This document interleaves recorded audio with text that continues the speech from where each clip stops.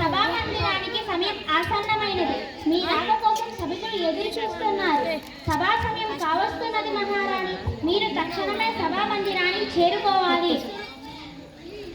హర హర మహాదేవ, హర హర మహాదేవ.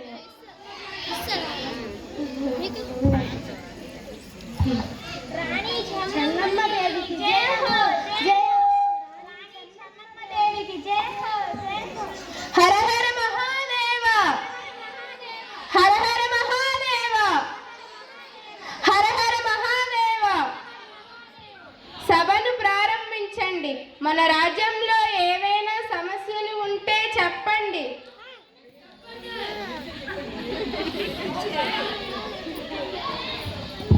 ప్రణామాలు మహారాణి. ప్రణామాలు. మన రాజ్యంలో దారి దొంగలు ప్రజలను దోచుకొని హింసిస్తున్నారు మహారాణి. సరే, మీ సమస్య ఏంటి?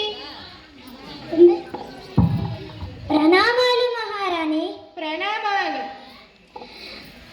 పక్కన ఉన్న అడవి నుంచి ప్రతిరోజు రాత్రి అడవి జంతువులు మన రాజ్యంలో ఉన్న పంట పొలాలపై దాడి చేసి పంటలు మొత్తం నష్టం చేస్తున్నాయి మహారాణి.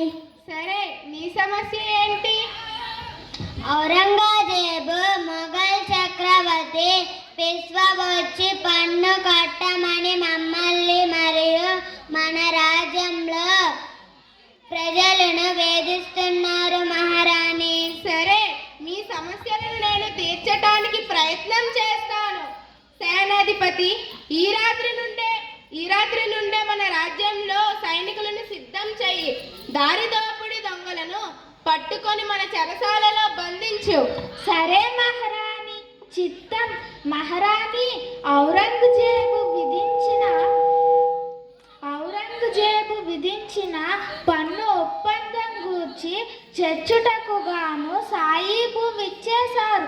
మీ అనుమతి కోసం బయట ఎదురు చూస్తున్నారు. సరే, లోపలికి అనుమతినివ్వండి. మిమ్మల్ని మహారాణి గారు